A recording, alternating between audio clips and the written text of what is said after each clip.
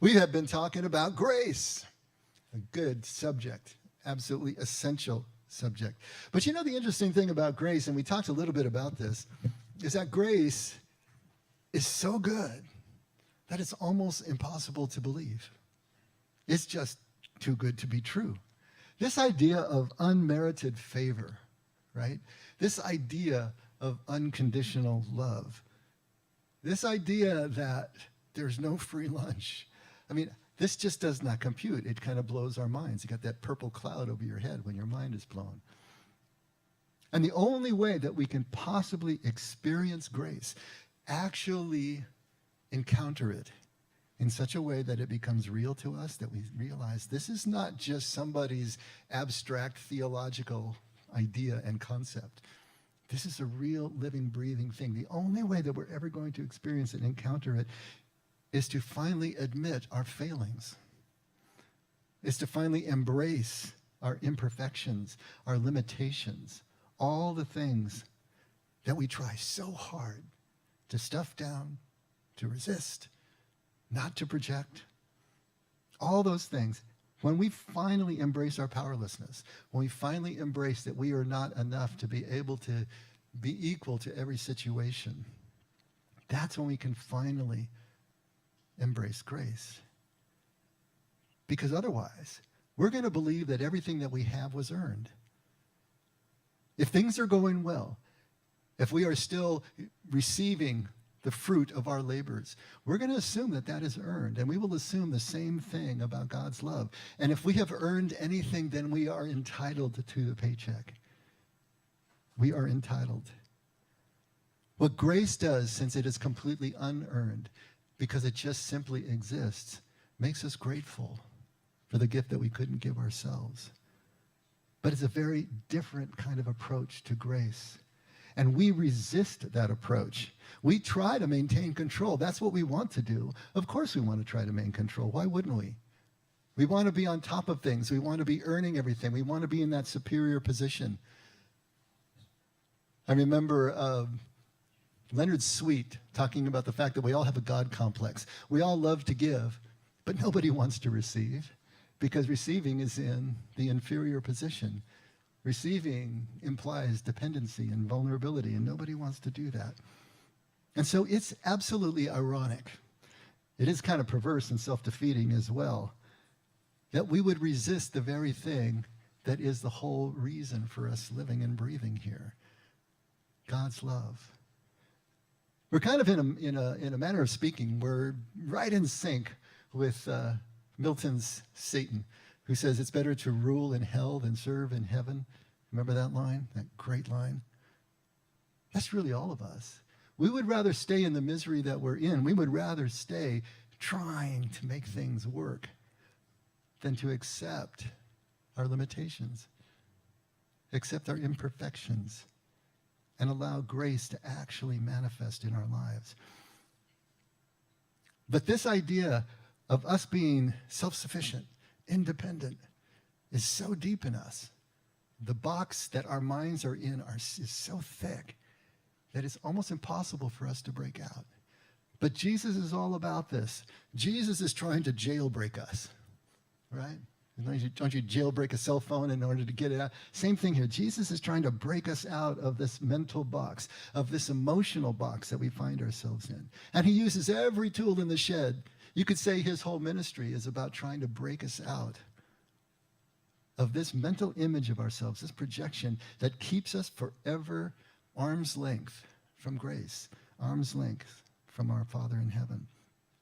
And the first thing he does is with himself. He models all of this. The kenosis that Paul talks about, the emptying, is exactly the first step. He empties himself of everything that he has as his resources, his divinity. And he manifests as a poor servant leader, humble, vulnerable. He goes through his ministry celebrating women and children who in that culture were the vulnerable ones. the ones who had absolutely no power, not really any status, but he connects with them, he celebrates them, he lifts them up, along with the Am Haaretz, the people of the land, which meant the people standing outside of the law, outside of the ethnicity of the Jewish nation. Everything he's about is connecting with those people, showing that the Anavim spirit is what this is all about. The Anavim spirit being the one who could live with a sense of poverty, even if rich. That humility, that sense of dependence, but at the same time, the sense that God is providing everything that is really needed, and to be able to rest in that. So first modeling with his life, with the circumstances of his life, and yet at the same time, completely balanced. Jesus is strong, he's decisive, he's committed, he's resilient. And the first thing that he does when he meets anybody is to lead with grace, to lead with acceptance. We've gone over this the weeks. He touches before he heals. He accepts and he forgives before there's any repentance. This is Jesus leading with grace, absolutely, with touch. And then the healing and then the teaching follows after relationship has been established. Always in that order with Jesus. Establishing the grace, the freeness of the gift before anything has changed in the person. Now, also over the last couple of weeks, we've been talking about my belief and my assertion that the most important thing that we can learn from our spiritual formation is our identity. Identity is what we're after, to find out who we are. That's the most important thing. If we don't know ourselves, if we don't know who we are, what is it that we're doing here?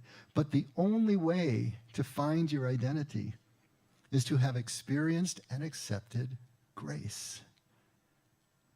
Because only in accepting grace, only after experiencing and accepting our failings, our imperfections, can we start to have a sense of who we are. Because who we are is never going to be in isolation. You know, perfect people have no need of grace. Anybody fit that description in here? Perfect people don't need grace. But for the rest of us, grace is our identity. That unconditional love is who God is, and in him, it's who we are as well. We can't experience our identity any other way except to accept the totality of what we bring to the table. Now, Jesus knew who he was. He comes out of the wilderness saying, I and the Father are one. His deepest self, our deepest self, is only knowable in God's presence.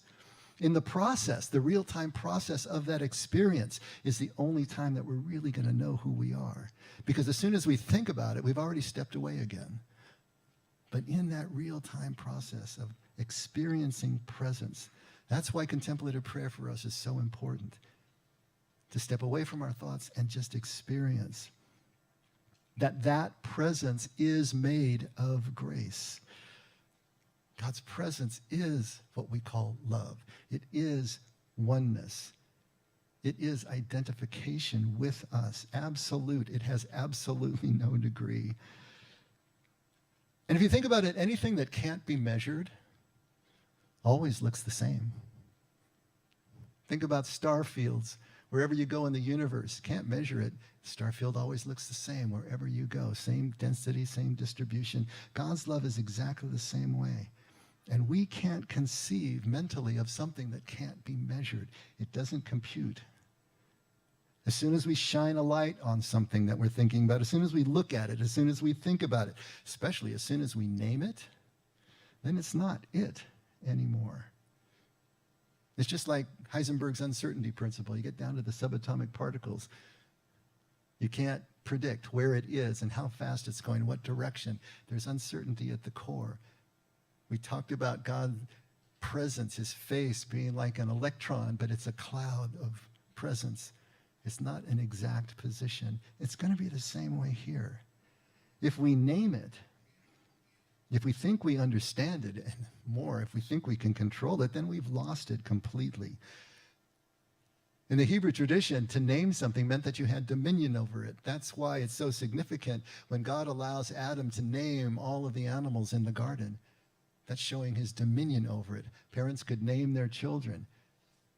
That's why it was so important for the Jews not to speak God's name, to show dominion over God.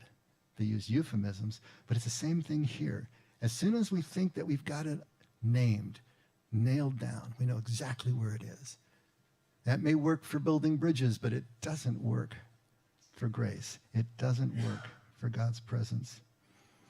Now, Jesus knows that we as humans, we're thinking about everything all the time. But again, if we're thinking about it, we're missing it. Now, Jesus said that God's Spirit, his grace, his love, was like the wind. Now, he was talking to someone who was missing it. Nicodemus wasn't getting what he was trying to put out there.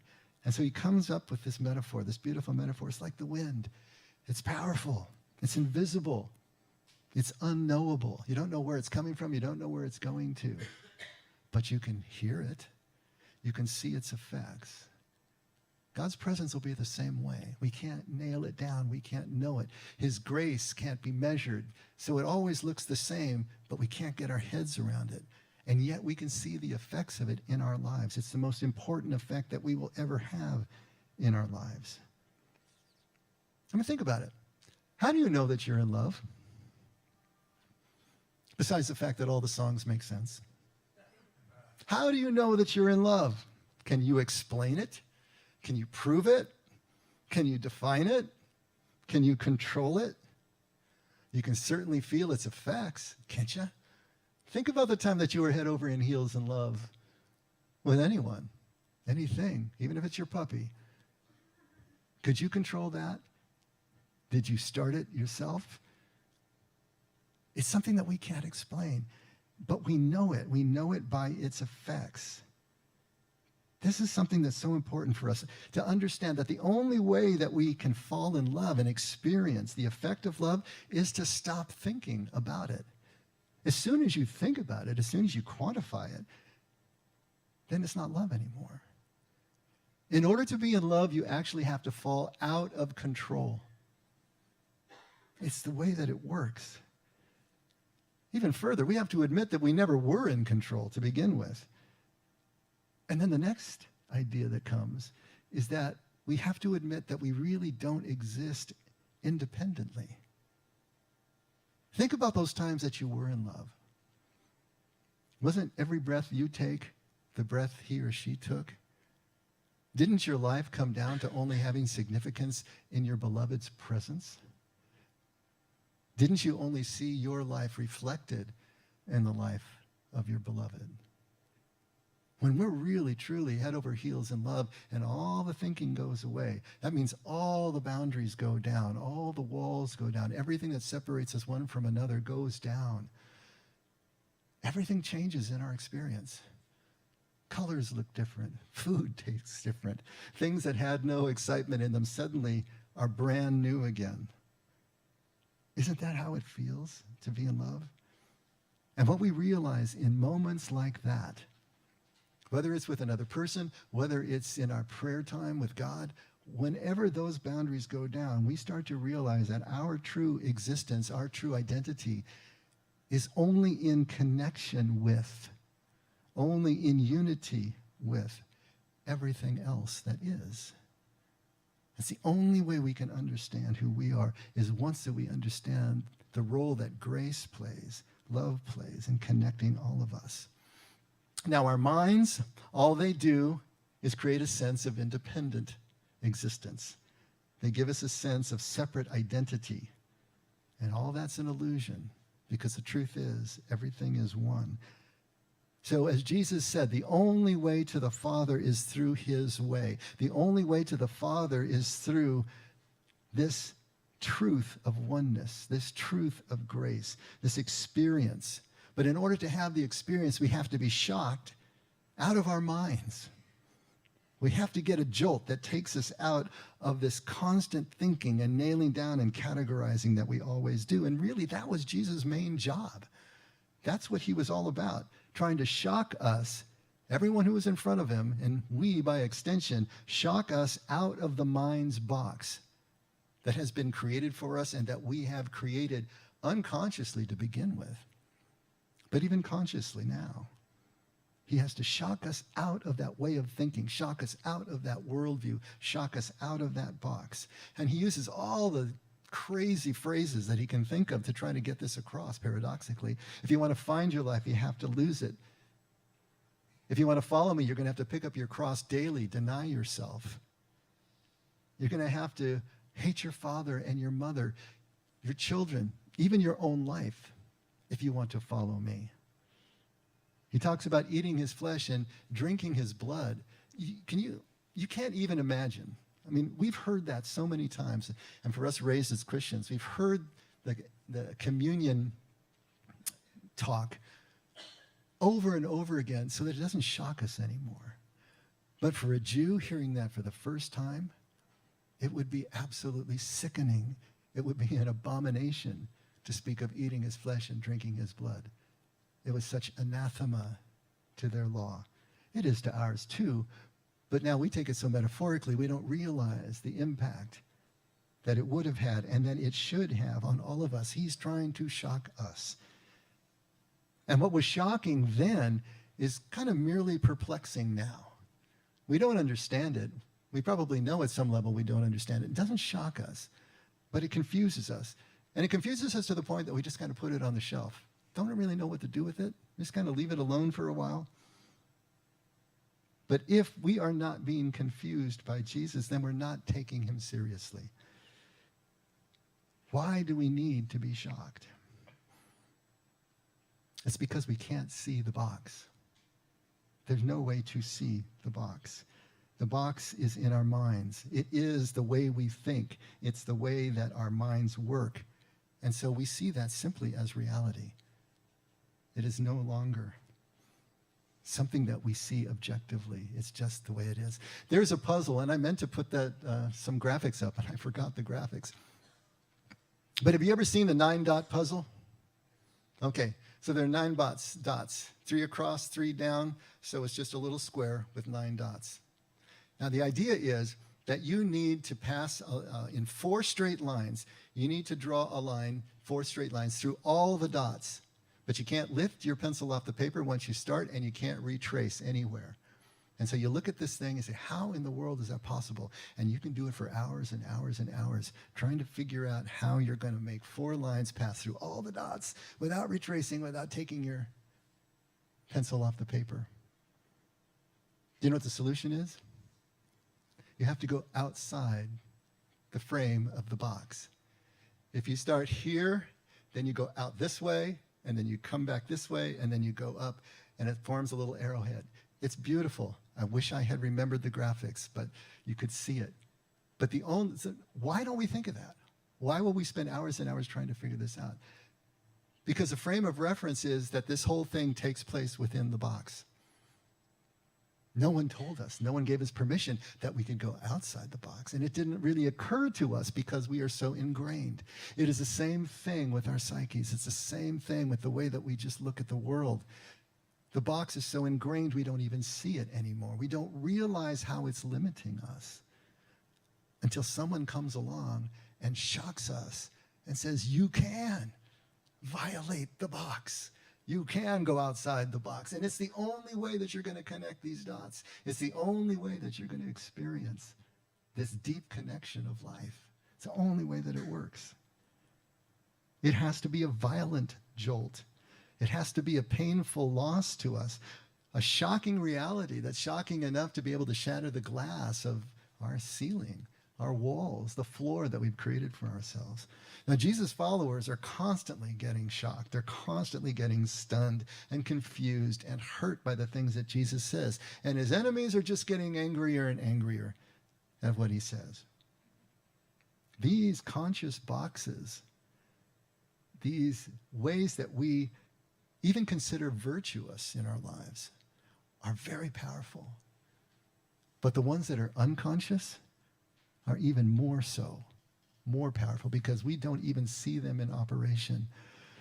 And so until we experience this jolt, this loss, this power that is enough to momentarily, and only momentarily, shatter our box. We don't know what we don't know. And we don't know how we can ever get from point A to point B. There's a great saying from a passage that we're going to actually read this morning, but it goes that you cannot speak of ice to a summer insect, the creature of a single season. You cannot speak of ocean to a well frog, the creature of a narrower sphere. There's no frame of reference. How is a well frog who spent its whole life in this little cylinder of water supposed to understand an unlimited expanse? How is a summer insect supposed to understand winter when it lives and dies within the space of summer? How are we, as human beings who have never experienced unconditional love and grace, how are we supposed to conceive of something that is outside of our realm completely? We can't conceive of what's outside the box. It doesn't exist for us. And this is Jesus' task. This is what he's trying to do for us. But Jesus is a poet. If you still haven't grasped that fact, please try to grasp. Jesus is a poet. He approaches things from a poet's heart and a poet's toolbox. He's not going to be telling us great philosophical treatises. He's not going to be trying to pin things down for us in a logical and rational way. He speaks and he teaches like a poet. And it's difficult for us who are so involved in thinking, we Westerners, to be able to understand what he's trying to get across to us, because he never comes to the point. Maddening, isn't it? Just tell us. His own followers say the same thing. Can't you just speak plainly? Why do you keep speaking in parables? Just tell us what you want to tell us. But he's deliberately confounding our thinking with metaphor, with images, with paradox. Not like a philosopher would do. In fact, Jesus didn't write down anything at all that we know of.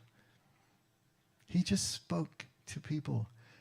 He spoke colloquially. He spoke about what was around them. He picked images from the scenery, from their lives, and then applied it, trying to get them to be able to break through out of the box. He didn't write things down. His followers did, but then look what happened. Lao Tzu, the famous founder of Taoism in the 5th century BCE, said the same thing. He was being hounded and pestered by all his followers. Please write this all down. I can't get it. I need it written down. And he wouldn't do it. To the very end of his life, he finally agreed to write what is now understood as the Tao Te Ching. But he didn't want to do it because he knew that whatever he wrote down would become that graven image. Whatever he wrote down would end up being worshipped instead of being lived out and experienced like he knew it had to be. So everything that Jesus is doing is trying to elicit the experience of bringing on a benevolent mental breakdown. That's what he's trying to do for us. Now, what does that look like? I wanted to read to you this morning a passage, a Taoist passage. Actually, it's Chuang Tzu, who is a follower of Lao Tzu, and it's called Autumn Floods. And Chuang Tzu wrote this. He was active in the 4th through the 3rd centuries BCE, and he was a student of Lao Tzu, who was 200 years before him. And this idea of Taoism, and when I bring in another tradition like this, I only bring it in because it's illuminating what Jesus said. Jesus speaks like a poet, but other traditions will take the same ideas, the same concepts, and put them in a way that we can start to grasp a little bit more. As we as Westerners, we need to have some kind of concept, and then we need to lose the concept. But at least we need to have the concept to begin with. So if we, by reading this, can understand what's going on, then it's going to help us understand Jesus' ideas here, what Jesus was trying to get across. And Taoism is probably the closest other tradition to Jesus' teaching, understood from this 1st century Hebrew point of view, that you'll find anywhere on the planet. It's so close. Even Tao itself means way, in exactly the same way that Jesus meant way. And Jesus' first followers called themselves followers of the way, not followers of Jesus, but followers of this way. It was understood as the path of harmony. It was understood as just the way that the universe works, the way that it connects, the way that it flows. And to be in that flow was to follow the way. And this is what is understood here by this idea, the natural order, a spiritual balance, the underlying harmony, the underlying reality of all of creation. And in that respect, Tao is equivalent to logos. Remember in John 1, in the beginning was the Word, and the Word was with God, and the Word was God. Do you know that in the Chinese translation of John 1, do you know how it reads? In the beginning was the Tao, and the Tao was with God, and the Tao was God. Logos, way, all connected, all under the same sort of rubric, the same sort of understanding.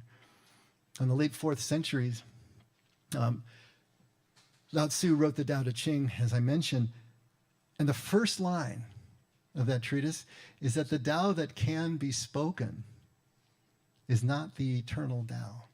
The Tao that can be named is not the eternal name. What is he trying to get across?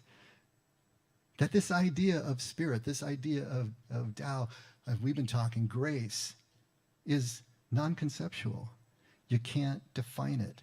You can only see its effects, just like the wind that Jesus was getting across to us. If you name it, you've stepped away from it. It is not the eternal. It's not what we're talking about. Trying to get that across is so, so difficult. But once you're on the way, once you've actually pushed out, then things can start to become clearer about ourselves, about relationship, about our connection to everyone, as we're in motion, not just thinking about it, but now experiencing it. Things start to make sense.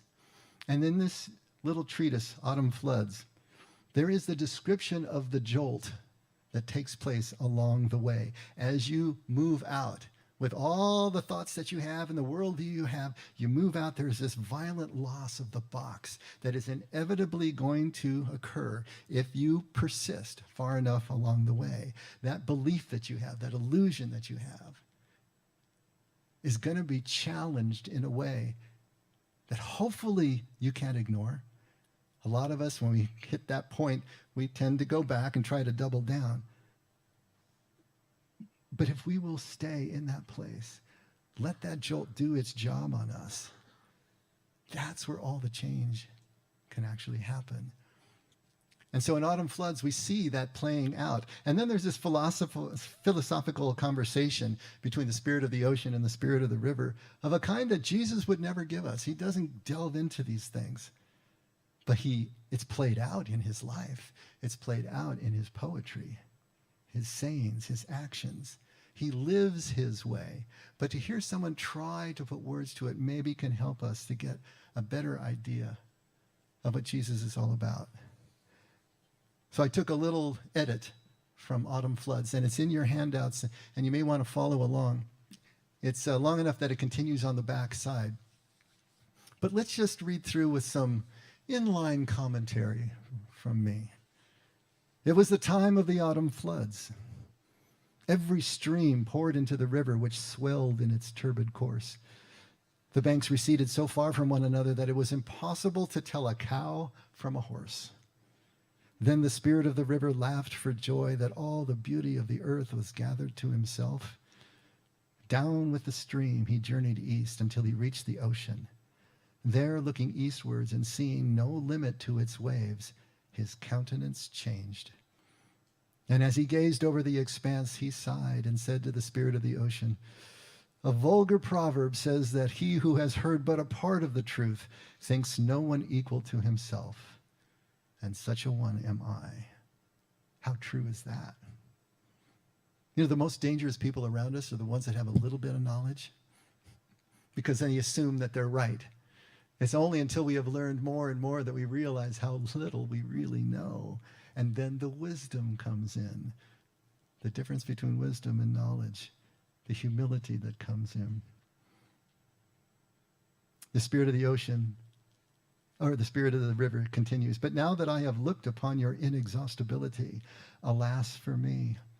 Had I not reached your abode, I should have been forever a laughingstock to those of comprehensive enlightenment." Here's the jolt. Here's the shock. Here's the loss of his self-illusion. And this is what Jesus is trying to achieve in us, trying to deconstruct that box. To which the spirit of the ocean replied, "You cannot speak of ocean to a well frog. the creature of a narrower sphere. You cannot speak of ice to a summer insect, the creature of a season. You cannot speak of Tao to a pedagogue. His scope is too restricted. And pedagogue, if that's not familiar to you, is typically a teacher, but it's the one who was like narrowly focused and picky on the rules and just really restrictive and the one that drove you crazy. That's a pedagogue, right? But now that you have emerged from your narrow sphere and have seen the great ocean, you know your own insignificance. And I can speak to you of great principles. There is no body of water beneath the canopy of heaven which is greater than ocean. All streams pour into it without cease, yet it does not overflow. It is constantly being drained off, yet it is never empty. Spring and autumn bring no change. Floods and droughts are equally unknown. And thus it is immeasurably superior to mere rivers and brooks. Though I would not venture to boast on this account, for I get my shape from the universe, my vital power from the yin and the yang. In the universe I am but a small stone or a small tree on a vast mountain, and conscious thus of my own insignificance, what is there of which I can boast? See, the ocean has had his or her own jolt as well, has gone through the same process, and yet found the way through to the other side.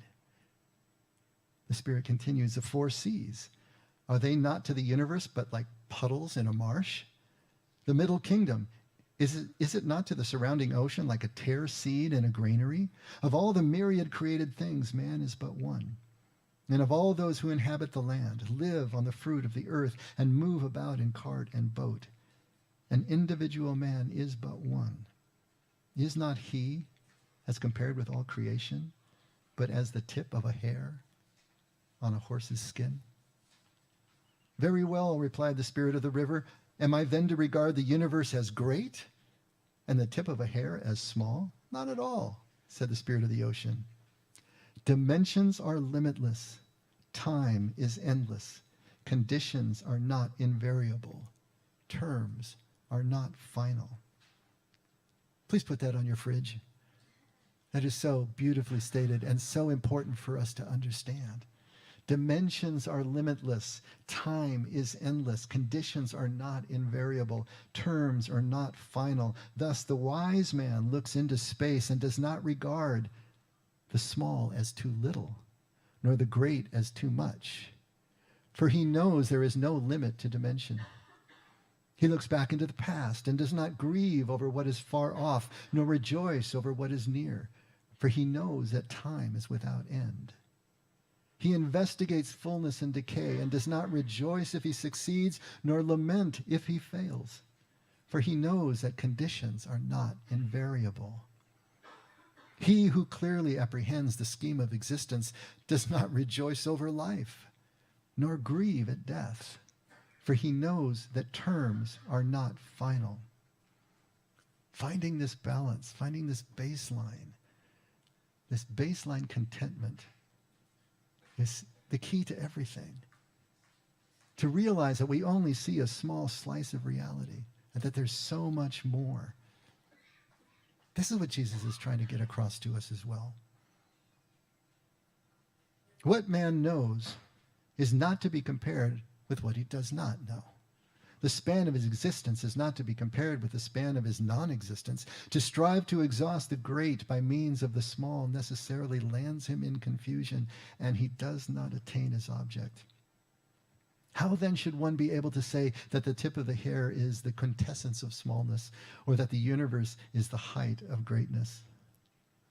Smallness and greatness assume that there is form, but that which is without form cannot be divided by numbers, and that which is above measurement cannot be measured. The greatness of anything may be a topic of discussion, and the smallness of anything may be mentally imagined. But that which can neither be a topic of discussion nor imagined mentally can be said to be neither great nor small. See, this is exactly the experience of God's love. This is what it's like. Degreeless, infinite, can't be measured, so it always looks the same. It's neither great nor small. It just exists as itself, everywhere at once, like the wind. What's the effect? That's what we can experience. That's what we're after. And he finishes, therefore the truly great man does not injure others and does not credit himself with charity and mercy. He seeks not gain, but does not despise those who do. He struggles not for wealth, but does not lay great value on his modesty. He asks for help from no man, but is not proud of his self-reliance. Neither does he despise the greedy. He acts differently from the vulgar crowd, but does not place high value on being different or eccentric. Nor because he acts with the majority does he despise those that flatter a few. The ranks and rewards of the world are to him no cause for joy. Its punishments and shame, no cause for disgrace. He knows that right and wrong cannot be distinguished, that great and small cannot be defined. These paradoxical sayings, so like Jesus. They break down every box that we hold as virtuous or as shameful. Just breaks them down, right and wrong. It's not about the rules. It's about relationship. It's about the situation of the moment that the relationship is placed into. Remember Rumi's quote? Out beyond ideas of wrongdoing and right doing, there is a field. I'll meet you there. This is what he's saying. This is what Jesus is trying to get across to us. Stop thinking about the rules. Stop thinking about what you think is right and wrong. Stop judging, because that measurement that you use is what is your box. It's what's limiting you. And until you can violate the box, until you can move beyond, you will never understand. Unless you exceed the righteousness of the scribes and the Pharisees, you can't enter the kingdom, saying the same thing over and over again. But we have to be willing to even assume that there is a box that we can break through before we can get any further. He finally says, I have heard say the man of Tao has no reputation.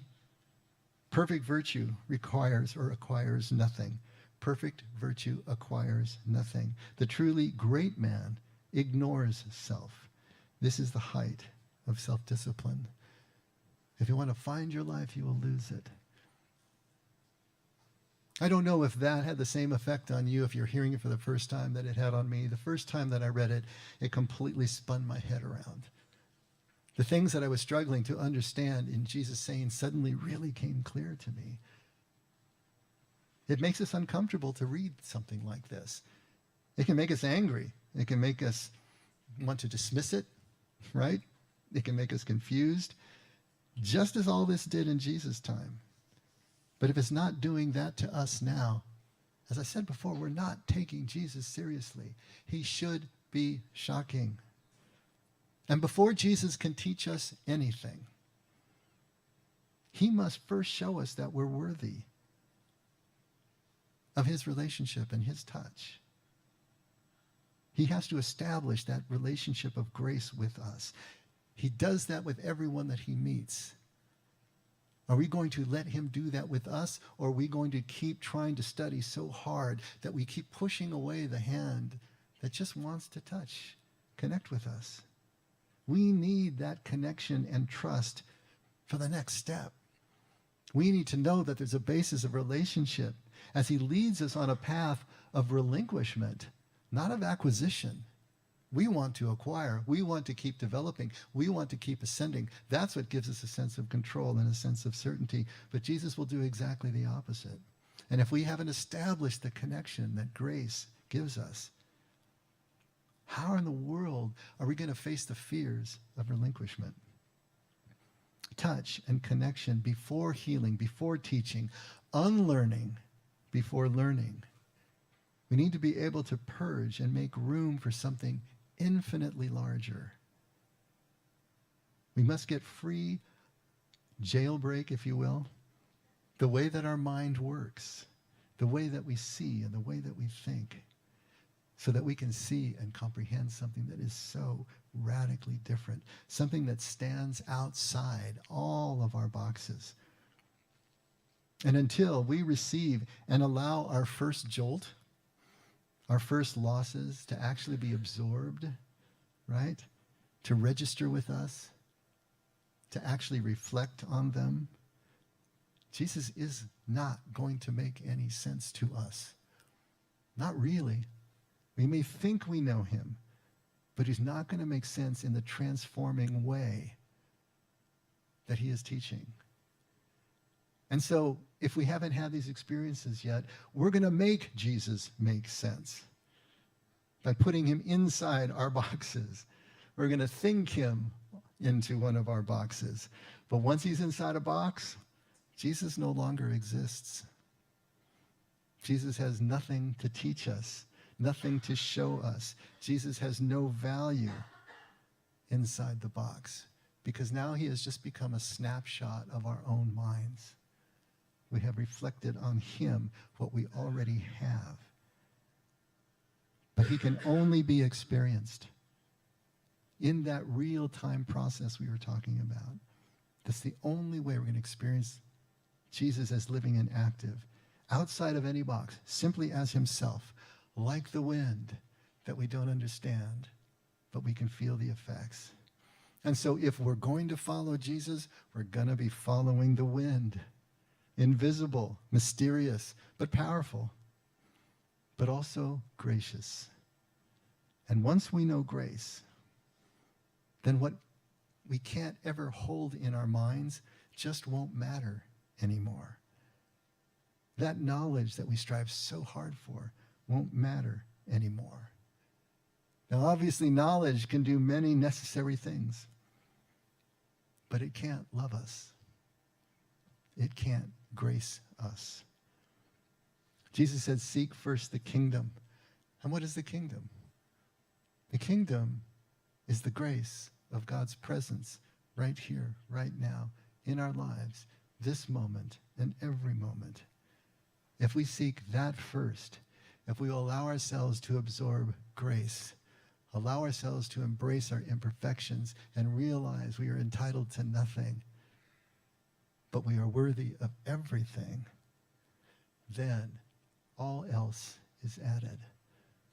We won't need to strive. We will flow with the wind and find that which we seek. This is Jesus' way. Let's pray.